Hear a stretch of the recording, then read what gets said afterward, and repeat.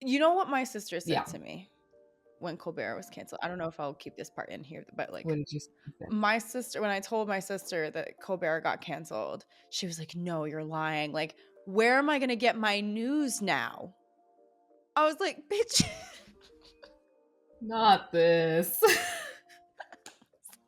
I'm like, "I'm sorry. Um maybe your sister's a journalist? Like your sister's friends are all journalists? Like maybe one of them? I don't know." Damn. That's Where am I gonna get my news not now? what you She want to hear. says. Oh my god, that killed me.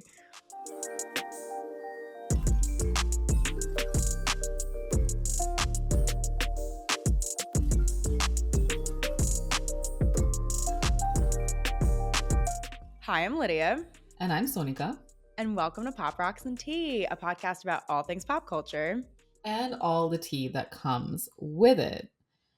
We're gonna do something a little bit different for this episode. So, in recent weeks, politics has been dipping into pop culture, and it's been pretty hard for us to ignore. First came the cancellation of The Late Show with Stephen Colbert, which was shocking for anyone following late night TV. The Mhm. girlies in the group chats were not I was the okay. girliest in the Oh group my chat. God. I was not okay. And then a few weeks later, actress Sydney Sweeney's voter registration became public after an ad that she did with American Eagle came under fire. And these two instances are unrelated, but they are connected by one central figure who is at the center of everything these days, anyway. People like me from previous months, okay? Total control. Bing, bing, bong, bong, bing, bing, bing. You know what that is, right? And that is President Donald Trump and just the general rise of right wing politics that's been interrupting and influencing pop culture. Yeah. And we want to make it clear that this episode's not going to be taking sides with anything. There has always been a part of politics that just overlaps with pop culture, and the two influence each other all the time. I mean, take Kamala is Brat, for example. We did that whole episode last year where there was an intersection between pop culture and politics. But looking at these two instances, we got to ask some important questions. Why have they stirred up so much discourse? What does this mean for entertainment going forward in a seemingly divided political climate? And more importantly, where does the industry go from here? So we can start with Sydney Sweeney. For those of you who don't know, Sydney Sweeney kind of shot to fame for her role as Cassie in HBO's hit show Euphoria. You guys can all judge me if you want, but I do not care. I have never, ever been happier. And since then, she's gone on to star in some rom coms, some horror movies, some dramas, and a lot of commercials. Mhm. Now, it is very typical for TV and movie stars to do commercials, and every star has a few brand ambassadorships under their belt, but they're usually curated with the star's like personal brand. So let's take her Euphoria co-star Zendaya, for example. Her brand is very high fashion, classy, exclusive. So naturally, she does ads for higher end brands like Bulgari and Louis Vuitton and Valentino. But Sydney's branding has kind of been all over the place. So sure, she's been a brand ambassador for Miu Miu, which is an offshoot of the fashion house Prada, but she's also done ads for Laneige, which sure, skincare is for everyone. Ford, which is somehow less random if you know her. One of Sydney Sweetie's hobbies is fixing up old cars. But then you have Baskin Robbins and Samsung, which she's also done ads for. Is that Sydney Sweeney? Oh, yeah, it is. She really loves our rainbow sherbet. She comes here all the time. Yeah, it's all very all over the place. And as you were talking about Zendaya and how her like personal brand is just like classy and elevated and all of that, I feel like Sydney Sweeney's personal brand, which is something that she's leaned into and I think is a result of Euphoria, it's her body, it's her sex appeal. So, we talk about this more in our spoiler talk episode for Euphoria, but like Cassie's main storyline in season 2 was centered around a man going so far as to dress in like skimpier outfits and like wake up super early just to take hours to get ready for school every day just to get his attention. There's so much internet discourse about her. What are they called? Big naturals? Yes. Big natural. Yeah. So she's really like, when you lean into that, right? I don't know. Yeah, so her ads very much lean into this male gaze type of appeal. So last year, for example, Sydney teamed up with this men's personal care company called Dr. Squash and created a soap that is seemingly infused with her own bath water, Let's face it, guys only want one thing. Wish I had something natural instead of this synthetic body wash. which like how do you do that? Like, Well, I also know that she was literally selling like bottles of her bath water as well, ew. which like she wasn't even in Saltburn. Why are we doing this? Oh my god. Yeah, it was just one of those ads cuz like something that I learned during my time taking comm law is that if you're advertising something, this is important. This is important. If you are advertising something, if you put something on a label, like it cannot Yeah, be false. Like it has to be there. So like yeah. how much of Sydney Sweeney's bathwater are they like putting into this? Like, is she just taking constant baths for them to make this soap? That's what I'm saying too. I'm like, I don't take baths often. I don't know anyone who takes baths often. Right, Isn't she busy? right. She's got other commercials to film. Like, what is what? Like, what is the? I have several questions. I have several questions on Yeah, how this campaign took off. Anyway, I think it's one thing for an actress to lean into their sexuality, right? And like use it to be more empowering or to show that they're in on the joke, kind of like Sabrina Carpenter does. Like her new album yeah. cycle is kind of like being like a playmate, but it's like a joke. Like people took it serious. Calm down. It's a joke. But that's people's fault. Yeah. Yeah. Um, but do we think that what Sydney is trying to do is that the goal, is to try to be more empowering, or is this just coming across as just gearing things towards men? Oh, I was gonna say something real mean. Hang on. Oh Let me boy. rephrase that in my head. I just personally feel like she hasn't given enough of herself to like let us know that she's like in on the joke. Does that make sense? Yeah, I was gonna say, yeah, kind of along those lines. I feel like she comes off as desperate. And what I mean by that is I don't, yeah, like you said, like I don't know anything about her. I don't really know what she stands for. I don't really know what her personality is. Like honestly, when she kind of like was doing ads with Ford, I remember, and I think on her Instagram was like posting a bit about like her fixing up cars. I was like, "Oh, that's like cool. Tell me more about like who you are and what you're interested in, what you represent." But she hasn't given us any of that, and like the only other thing I can think of about her is like her whole scandal with Glenn Powell during the filming of Anyone But You, Mhm. Mhm. which is also like I think leans into the way that men view women. Like she was like, "Oh, homewrecker," and Yeah, because for those of that don't know, Glenn Powell had a girlfriend at the time, and Sydney Sweeney was engaged at yeah, the time that they were filming this rom-com, and people saw them, on set together and were like, oh, are they cheating? Like, they look like they're getting too close. And it went so far that, like, Glenn Powell's girlfriend broke up with him. And it was messy. Yeah, it was messy.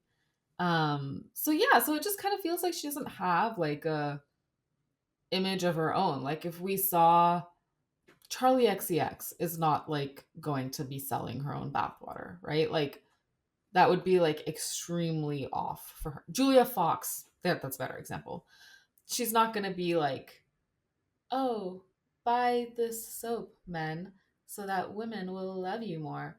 Like it would just be so strange. But because Sydney doesn't have like hasn't cultivated a proper image for herself and instead has kind of leaned into whatever the public perceives her as, she just seems confused. Yeah.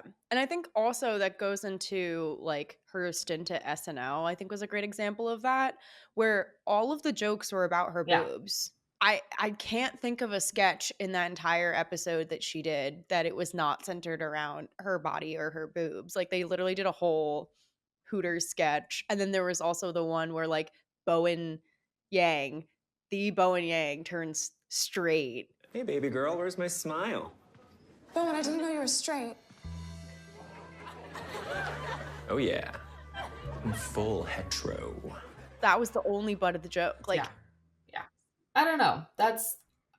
I think because of that, that's kind of where this American Eagle campaign came from. So she did a couple of ads for American Eagle. So one of them, she's like fixing a car and the camera tilts and pans to her butt. In another one, there's a close up of her chest and she says, my body's composition is determined by my genes. Hey, eyes up here.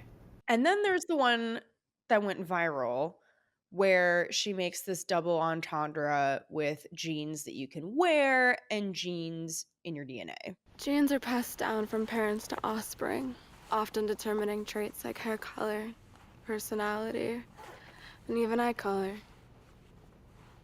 My genes are blue. Sydney Sweeney has great genes. Honestly, don't cancel me. When I watched it first as well, I was like, okay. I was like, I get it. Genes.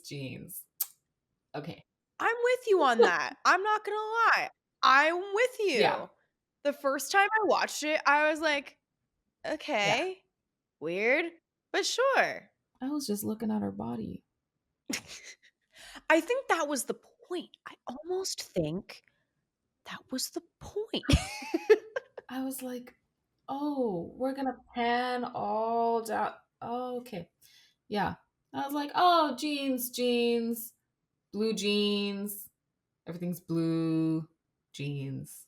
Anyway, whatever. I am just a dumb consumer in this capitalist world. Whatever. But the ad got a ton of hate because left-leaning political circles, some people in those circles believed that the ad was promoting eugenics, which is the act of promoting certain traits as desirable or superior to others. And because she's a blonde-haired, blue eyes woman, it was giving Nazi to them. It was giving blonde hair, blue eyes as what did she say? My genes are blue. She said my genes are blue. Yeah. Okay. Her genes were blue. Yeah. Okay. Yeah. But this is what some TikTokers had to say about this. Those Sydney Sweeney American Eagle ads are weird. Like fascist weird. Like Nazi propaganda weird. My genes are superior, and by that, I mean white. But they weren't the only ones to weigh in. There were some celebrities that also happened to weigh in. Most notably, Doja Cat, who posted this TikTok. Genes are passed down from parents to offspring, often determining traits like hair color, personality, and even eye color. My genes are blue. When I saw Doja Cat's reaction to this ad, that's when I knew I was like, oh no, like this is really causing some stir. Mhm. Again, we saw the ad the first time. We were like, oh, cool. Skip my ad to YouTube, like whatever. I own a pair of American Eagle jeans. I don't Right. need this ad. Right. I have had a pair of American Eagle jeans that I've had, I think, since like 2015. Yeah, they're old. Like they're still going Yeah. strong somehow. Yeah, sold. Okay, you had me. But after that happened, I feel like every news outlet was covering this Mhm. thing. And so much so that even the president weighed in for some reason. Girl, I was watching that, it was like a gaggle or something, and I was listening in to hear him, like, talk about tariffs, and then one of the reporters is like, "Oh, what do you think about Sydney Sweeney?" And I was like, "Girl, are you for real?" Yeah. So that gaggle happened after her voter registration became Yeah. public. And people found out that Sydney Sweeney has been a registered Republican since 2024. Which, like, the wizard lives in Oz, like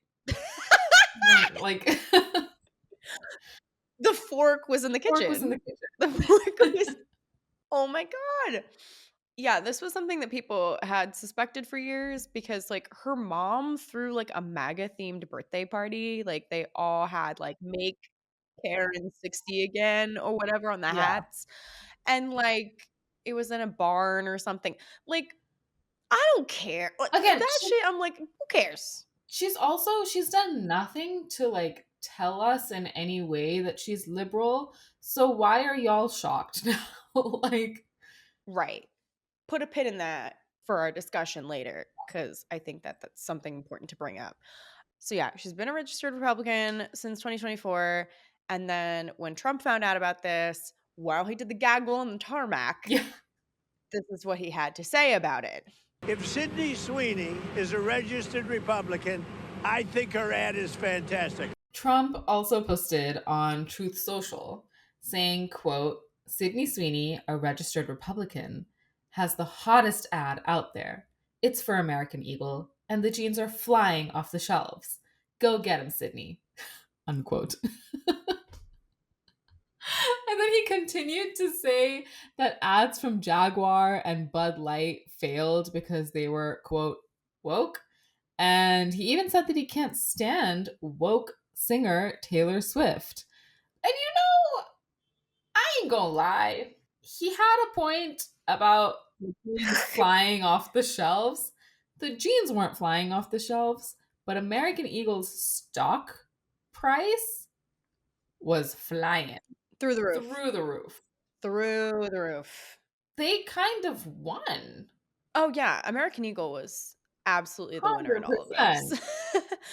But then American Eagle also had to put out a statement defending the ad and basically said, quote, Sydney Sweeney has great genes, is and always was about the genes. Her genes with a J, her genes, her story.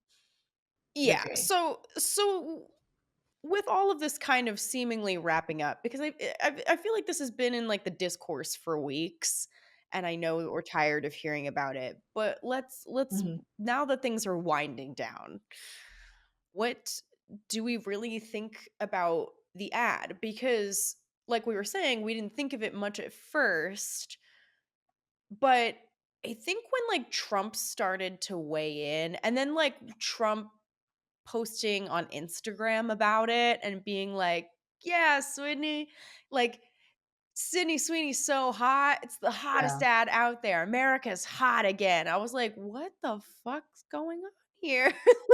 I think it's odd for sure to have politicians weigh in so heavily. But at the same time, it's just polarizing in a way that I don't this is going to sound insane. There's an amazing thing that JD Vance said that I think, like, it just captures like everything there is to know about this issue from the political side. JD Vance was on the podcast, the Conservative Ruthless podcast. That's What the kind name. of what? Okay, sure. Yeah. But he said, The lesson they have apparently taken is we're going to attack people as Nazis for thinking Sydney Sweeney is beautiful. Great strategy, guys. That's how you're going to win the midterms, especially young American men. he's not wrong. That is a demographic He's not wrong. that Democrats have failed with in 2024, and they are not doing well with right now. I don't think it's surprising the way that it's played out. I feel like it's a bit unfortunate that she's like become the face of it. But at the same time, it like this is just going to continue to help her, help American Eagle, and help the Republican Party.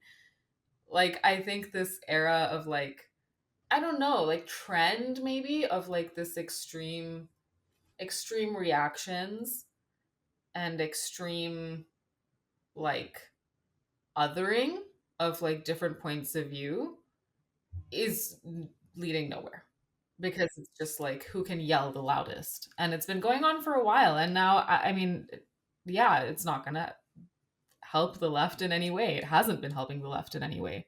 No, not at all. And I think that also goes into like bringing back the point up about revealing her party affiliation. Like, are we going to start going after celebrities based on who they voted for now? Are like all of the celebrities like voting information going to be revealed? Like, isn't that somewhat of an invasion of privacy? Like, it raises so many of these questions of like, how are we holding Sydney Sweeney to this standard? Like, are we going to start holding other celebrities to that standard? And okay, let's say they do vote in a way that you find like differ from. Like, is that really going to deter your enjoyment of their show, their movie, their music? Like, because clearly it's like, like Morgan Wallen is still like one of the most popular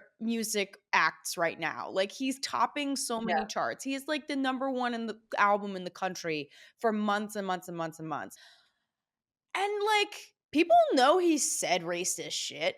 People saw him first say the N-word around SNL and then walk off SNL the second time he was invited back. And then he put the post up on his Instagram story that was like, get me back to God's country and whatever. Yeah. And he's still selling records. Like people know where his party affiliations lie and they still don't care. Yeah. So it's like, how much are we really going to put on these people that you don't even know, that you have a parasocial relationship with, for them Yeah. to adhere to whatever like political affiliation that you have? There's a level of delusion here in terms of like you can get as up in arms about it as much as you want. Your president's not changing for the next few years.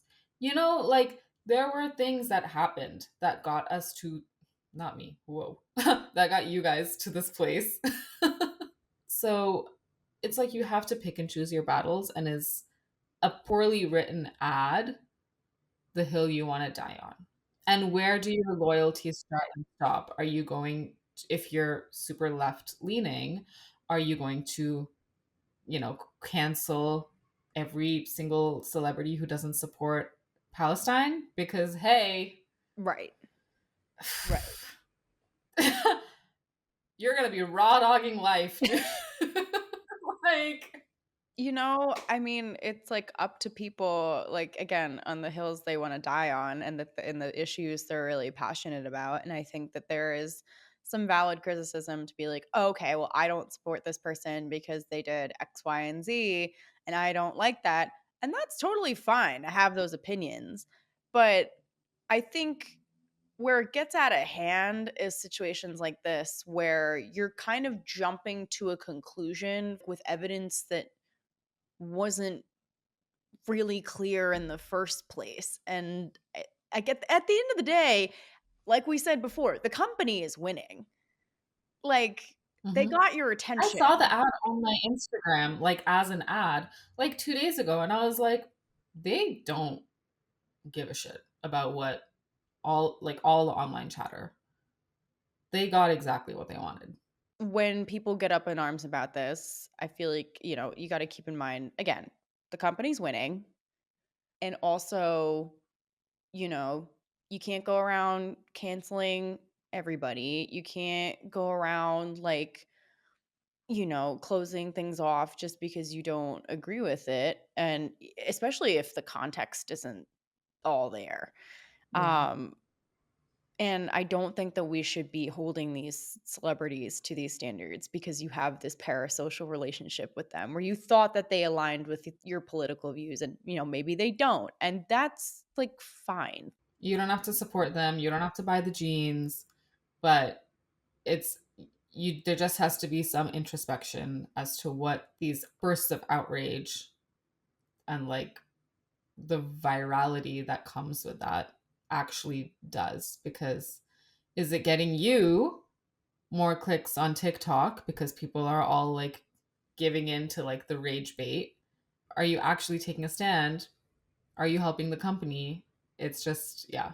Let's be more Yeah. cognizant of that. And and it's not Sydney Sweeney's fault. I think it was just like she was handed a script and she did the script. And I don't think that it was fair to her to have her voting information public and like outcry over this all put onto her shoulders. Yeah.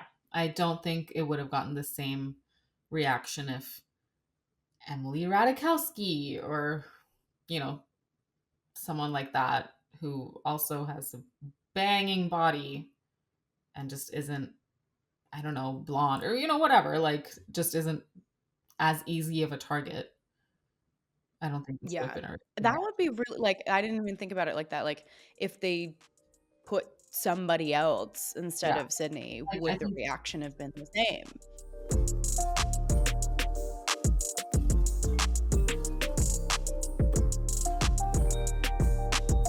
Switching gears a bit to late night TV.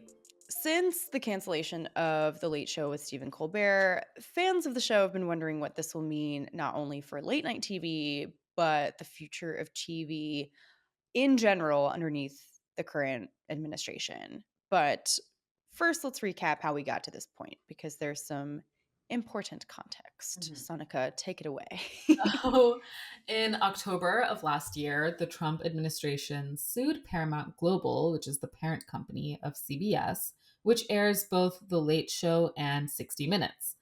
The lawsuit alleged that the network deceptively edited an interview 60 Minutes did with Kamala Harris in order to, quote, tip the scales in favor of the Democratic Party, unquote.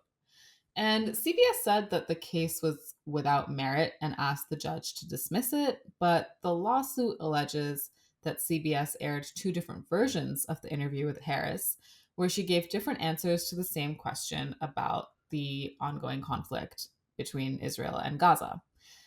So CBS and Paramount ended up settling with the Trump administration in July and agreed to pay $16 million that would be allocated to Trump's future presidential library. But here's what Colbert had to say about the deal. Now, I believe this kind of complicated financial settlement with a sitting government official has a technical name in legal circles. It's big fat bribe. Because this all comes as Paramount's owners are trying to get the Trump administration to approve the sale of our network to a new owner, Skydance. And actually, Skydance did end up purchasing Paramount for $8 billion. And days after that, CBS announced that it was canceling The Late Show for financial reasons, not for content, which they clarified. Trump said that it was Colbert's, quote, lack of talent that got the show canceled and that it was not a political move. But of course, Colbert, being the guy that he is, did not let this go down lightly. How dare you, sir? Would an untalented man be able to compose the following satirical witticism? Go yourself. Up until its cancellation, The Late Show was pulling the highest ratings in late night TV, outperforming all its competitors, including Jimmy Kimmel Live, The Tonight Show with Jimmy Fallon, and Late Night with Seth Meyers. However, and this was pointed out by the New York Post, The Late Show was still losing between $40 to $50 million a year. It's the same problem that all late night talk shows are struggling with. As more people turn to streaming, they're less likely to watch these shows during prime time. And while some of these shows have gotten a second life, posting their segments on YouTube and TikTok and Reels and like all that good stuff, they're also competing with podcasts like The Joe Rogan Experience, Call Her Daddy, and this past weekend with Theo Vaughn. What's one of your favorite smells, you think? Sharpies. Yes, dude. Why do they smell so good? Oh. We have an environment where we used to have, if you wanted an exclusive interview with X celebrity, X politician, whoever, you would see that on late night TV. That Yeah. was the place to go. And then now that times are changing and the medium of has been evolving, now we have these podcasters coming out of the woodwork and claiming, that they can interview people, and then we get stuff like that. Damn, not them claiming that they can interview people. And it begs the question of like, is this the direction that like interviews and talk shows should be going in? Like, I know that like as a professional, as professionals who interview people for a living, it's frustrating to watch these people who have had little to no media training to begin with try to have these conversations with these celebrities and asking them dumb questions. And it's like, how did you not prep for this? Did you not think through who you were talking to today? Did you think you were just going to spring out and start a conversation? Like, it's just, it drives me crazy. It drives me crazy. Sometimes they could be like well researched, but it just lacks like, I want to almost say care. It doesn't feel natural. Like, it doesn't feel like there's enough investment. Like, I get that from like when I watch like a Call Her Daddy snippet, like she's just reading off of cue cards. Like, I don't know who drafts the questions, granted, but like if she's the one drafting the questions, like I don't feel that from her. Like, it feels like she's just going from one card to the next. Yeah, I mean, like I used to listen to Call Her Daddy pretty regularly back in the day, but now I was gonna bring up an example actually of she had Huda from Love Island, the Love Island contestant, on her podcast right after the show ended, and it was a very difficult interview to watch because I could very clearly see that Huda was opening up about some very scary issues and like, things that she's experienced in her life, including like domestic violence and, this kind of stuff, neglect and whatever. It's not, first of all, it's not what I expected to hear. Second of all, I could see this young girl fresh off of a reality TV show, suddenly in the limelight, probably like hasn't gotten enough media training, in that like time between getting off the show and onto this podcast, pouring her heart out, telling the world about her family. And then you have this Alex Cooper who's listening, but I don't know, something about it just felt so exploitative. I don't even know how old I was, but I remember hearing my dad like beat the shit out of my mom in the room, and I remember like finally like I think someone got the door open, and I just remember seeing my mom's face, like her glasses were broken, and then I just see him snatch her head back and slam the door. Like I'm gonna cry. Like that's literally like that was my childhood. This is not how a journalist would conduct an interview or like release this information. This is not how a late night host would do it either. There would be a balance. There would be, what to ask about, what to not ask about. And even if you are asking tough questions, how to present it in a way that is that matters, that is like something that's relevant to the public, right? Like, why are you asking these questions just for the sake of asking it? And on top of that, like it's not even just the late night host, because like even some like if there's one thing you should know, I am Jimmy Fallon's number one hater. Like, I that man, his interview skills are so poor, and it baffles me how he's still doing this job. So you go out to walk the dog? Well, no. It's cool they. I sort of. Do they allow dogs at the hotel? Aren't you supposed to let people talk on the show? He gives me the energy of like that one RA who's like the head of RAs and is just like trying to hype up everyone during like welcome week. There's no energy. They've barely like it feels like he's barely gotten sleep. He's so like frazzle-minded. Like he's trying to just keep the show going and trying to think of like the next thing to say, but in doing that, he's like not thinking about the person that's in front of him. And it just comes off so awkward.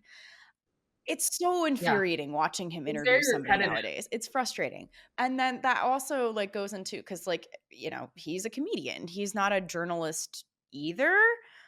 But if you're hosting a late night show, like I think like Seth Meyers has this down. I think Colbert has this down. I think even Conan O'Brien, who does mostly comedy, also has this down where there's a personality to it. There's a humanity to it that you can connect with your Yeah. interviewee. And he just doesn't have that. And a lot of these other podcasters don't have that either. Like they just don't understand that the magic of an interview is like connecting with that person and letting the off the cuff moments just kind of happen. And like when they're talking about something deep, handling that with care. Mhm. I think that came from like I remember where there used to be like the big interviews where like people would sit down with like Diane Sawyer or like Barbara Walters who like were real journalists and like actually did have to like prepare like deep questions and things like that. But they were talking to celebrities and they were like talking to them very candidly. And do I think that Diane Sawyer or Barbara Walters had perfect Yeah. interviews back in the day? Absolutely not. The one which that Diane Sawyer did with Whitney Houston is one of the cringiest things I've Yeah. ever seen. Whitney dying, crack rehab fails. First of all, let's get one thing straight. Crack is cheap. I make too much money to ever smoke crack. Let's get that straight, okay? We don't do crack. We don't do that. Crack is whack. But there was still like a professionalism to it, you know? Like this other shit, it infuriates me. It's like we're not even getting to know this person. We're just trying to make a viral moment.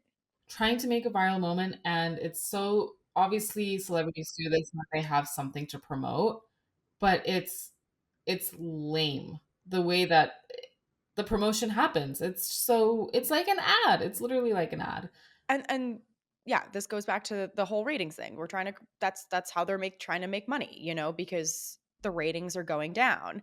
And again, this is not a unique thing to Colbert's show, but what's interesting about the cancellation is that while Colbert's show is canceled, Jimmy Fallon got his contract extended until 2028, and the show has been already bringing on some more conservative guests, including, Dave Portnoy. He did that interview with Dave Portnoy not too long ago from Barstool, and Greg Gutfeld from Fox News.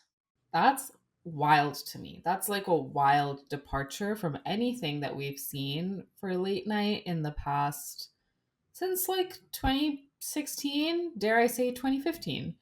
I actually think it's fine that they're doing this. You go back and you look at late night pre Trump era, and they did have politicians from both sides, and they did, it was a more diverse group, but obviously the political landscape wasn't as divisive as it is right now. What's just more shocking to me is that it's such a sudden, obvious, immediate switch. And a lot of these hosts have positioned themselves to be liberal people. Having these guests on changes everything. It changes the audience you're attracting. It changes how you are being perceived and where you stand on issues. It changes your dynamic with maybe other celebrity. Like, like there's so many things here.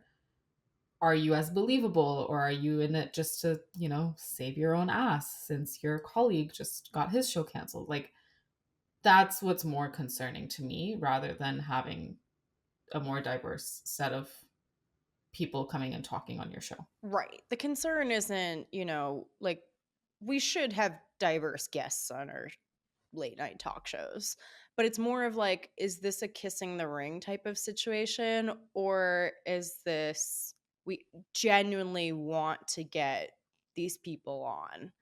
Mm-hmm. And because of the timing of it all, that's what's making us ask these questions. Yeah.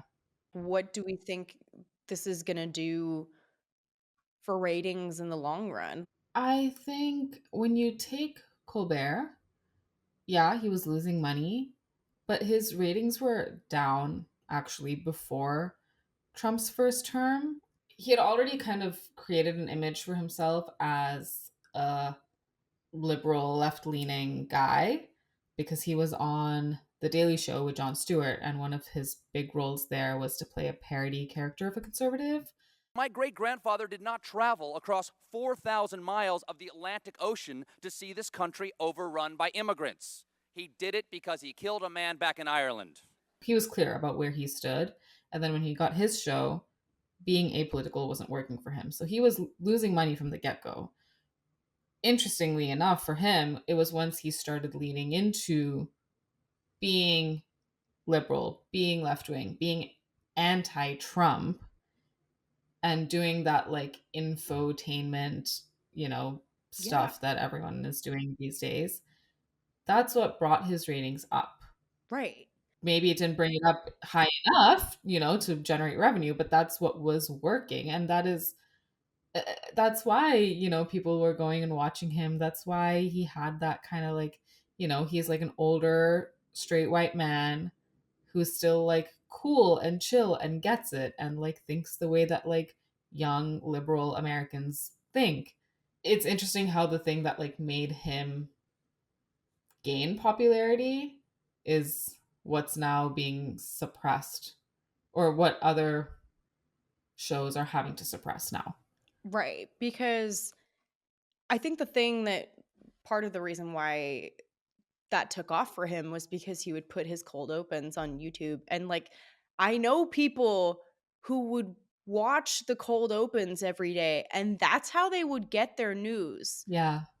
The other shows weren't doing, like Kimmel was trying to emulate that at one point, flopped. I can't see Fallon Kimmel. wasn't doing that at all. Yeah. Like, don't think Conan was doing anything like that. Like, Colbert was really like the front runner of that. Yeah. Trevor Noah, but Trevor Noah I find so preachy. Trevor Noah also like was the host of The Daily Show. The Daily Show is political satire. Like that's what you're going to The Daily Show for. So that's to be expected. Yeah. But for your average like late night talk show, it was not expected for you to talk about politics every day or what the president was up to, what the vice president was up to, like XYZ. You just come out and you tell your jokes. And even like back in the day, like, okay, I did not watch like Carson or anything like that, like Johnny Carson, or I was growing up at the time of like Jay Leno and David Letterman. And like, even they like weren't that political. I think what happens with all these things, I can kind of compare it to India, because this is something that's been happening a lot among comedians.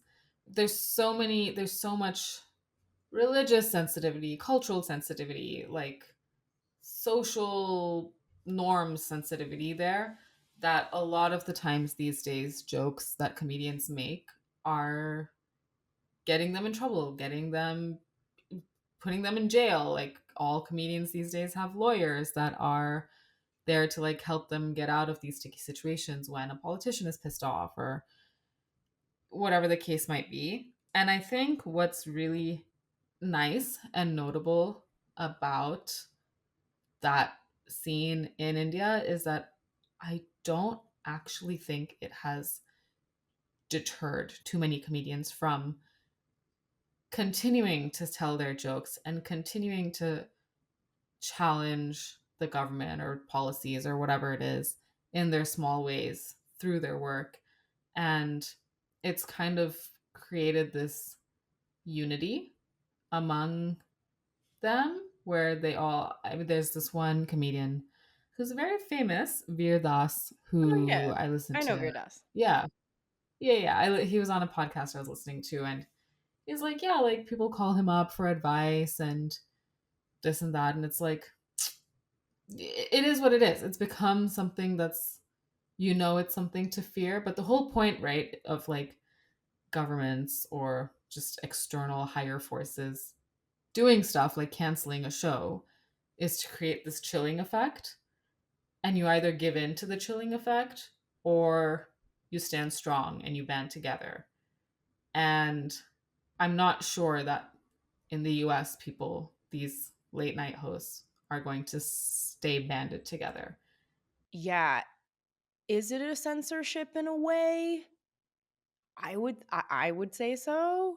But at the same time, I think it's upon these shows to kind of like reflect in and think about, okay, we are in this environment that is very polarizing politically, but at the same time, we need to make money in a time when these YouTubers are popping up and creating viral Yeah. content and making millions off of it and Yeah. like making more than like network TV is doing that.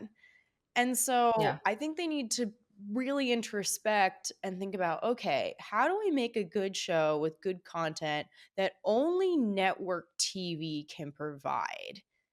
Not these like rinky dink little podcast people that are crawling out of the woodwork. Like, how can we bolster our resources, our team, our production? Like, how can we do that to just make a show good?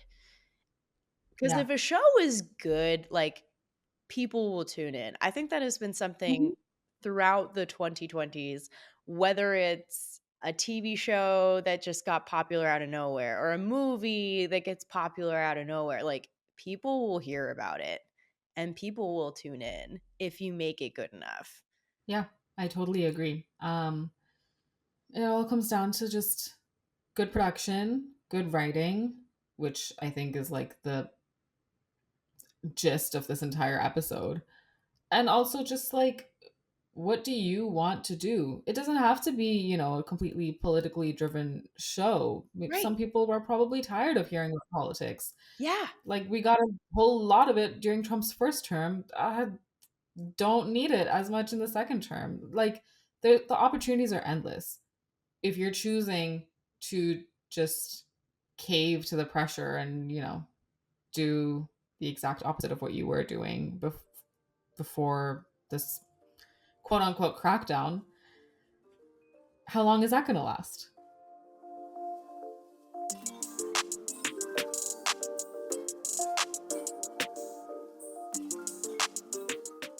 Thank you all for listening, as always, and feel free to share your opinions on both of these things. Like we love discourse. We love to hear it. Our DMs are open. Our comment sections are open. Please feel free to let us know how you feel. We'd love to hear your opinions. Mm-hmm. You can do that by following us on Instagram at PopRocksNTPod. And of course, make sure that you are subscribed on whatever streaming service you prefer. We are available on Spotify, Apple Podcasts, Amazon Music, and Google Podcasts. So hit subscribe, make sure you don't miss the next episode, share it with whoever you want to share it with. And yeah, let us know what you feel. Will you be boycotting American Eagle? Will you be switching over to one of the Jimmies now that Steven's gone? Let us know. Please let us know. And we also have an Instagram too. at Pop Rocks and Teapot, where we share a bunch of fun videos from the podcast and also exclusive stuff that we cut out sometimes. So, feel free to look for the exclusive content on Pop Rocks and Teapot, because we talk a lot of shit, and it doesn't always make it into the pod. So head over to the Instagram for more tea if you so wish. Until next time, get some Pop Rocks, drink some tea, and fuck Jimmy Fallon, man. Damn, she had that locked and loaded.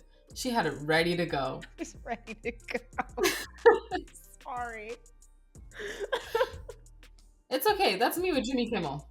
Can we get someone else who's not named James on late night? Like, that would be so great. So great. Bye.